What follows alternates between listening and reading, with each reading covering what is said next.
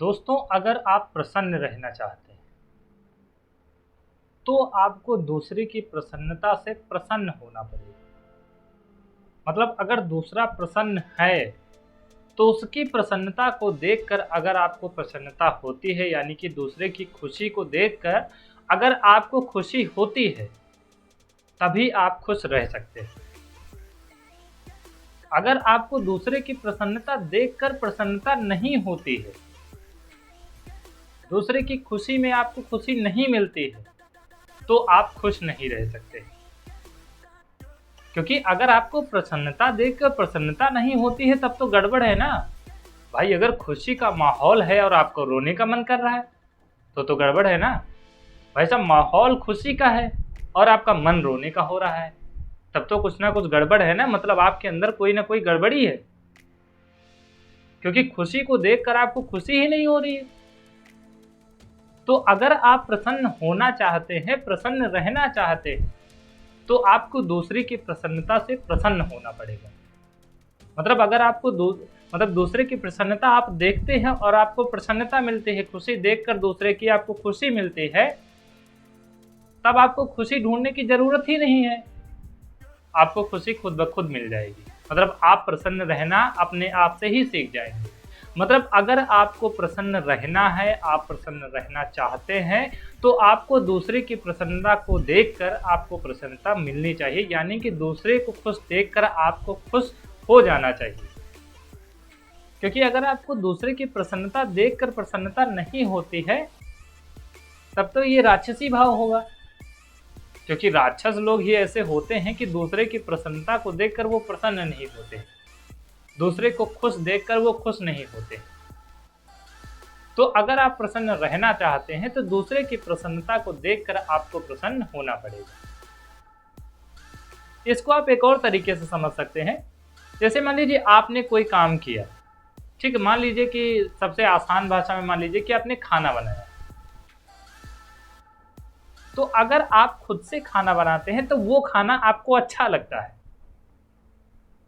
चाहे जितना खराब खाना बना हो आपको वो अच्छा लगेगा, क्योंकि आपने मेहनत किया है उस पर, आपको वो खाना अच्छा लगेगा। और अगर दूसरा खाना बनाता है, मान लीजिए खाना अच्छा नहीं बना, दूसरे ने खाना बनाया और खाना अच्छा नहीं बना, तब भी आपको अच्छा लगना चाहिए। अगर ऐसा होता है तब आपको समझ लीजिए कि प्रसन्नता ढूंढने की जरूरत नहीं, आप खुद ब खुद प्रसन्न रहें। क्योंकि खुद की प्रसन्नता से मतलब अगर खुद प्रसन्न है तब तो आप प्रसन्न है ही हैं। मतलब खुद आपने खाना बनाए तो आपको अच्छा लग रहा है, तो इसमें कोई बड़ी बात नहीं है। लेकिन दूसरा खाना बनाए और कुछ गड़बड़ बने तब भी अच्छा लगे, तो देखिए वहां पर आप खाना को नहीं देख रहे होते, ठीक है। खाने के स्वाद को नहीं देख रहे होते हैं, उसके भाव को देख रहे होते हैं।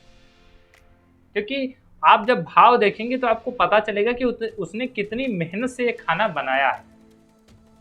क्योंकि जब आपने खाना बनाया था तो आपने अपनी मेहनत को देखा, आपने अपने परिश्रम को देखा, तब आपको वो खाना अच्छा लग रहा था, क्योंकि आपने एक्चुअल में मेहनत किया था।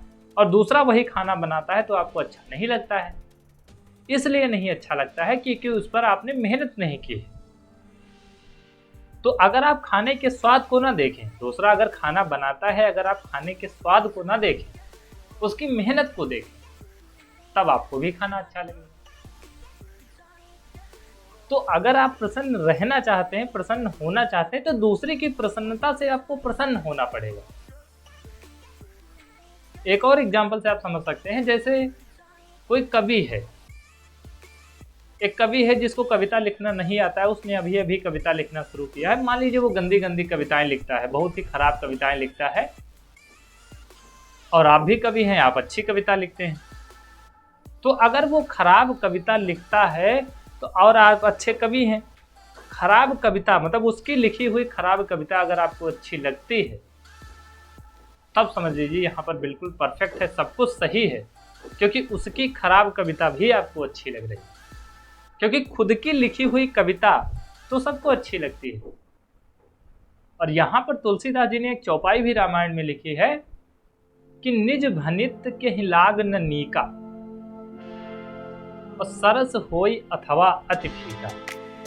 मतलब अपनी लिखी हुई कविता यानी कि अपना काव्य किसको अच्छा नहीं लगता है, चाहे वो अच्छा हो चाहे ना अच्छा हो। निज भनित कहीं लाग न नीका और सरस होय अथवा अतिथि का, और जे पर भनित देख हर्षाए। लेकिन जो दूसरे की कविताओं को देखकर प्रसन्न होते हैं, मतलब चाहे वो कविता अच्छी हो चाहे ना हो, जे पर भनित देख हर्षाहि ते बर पुरुष अधिक जग नाहि। मतलब जो दूसरे की कविताओं को देखकर प्रसन्न होते हैं, ऐसे अच्छे पुरुष इस संसार में अधिक नहीं। मतलब कि खुद की लिखी हुई कविता को देखकर तो सबको प्रसन्नता होती है, लेकिन अगर दूसरे की कविता देखकर, चाहे वो अच्छी हो चाहे ना हो, अगर दूसरे की कविता को देखकर आपको प्रसन्नता होती है, तब आप अच्छे हैं।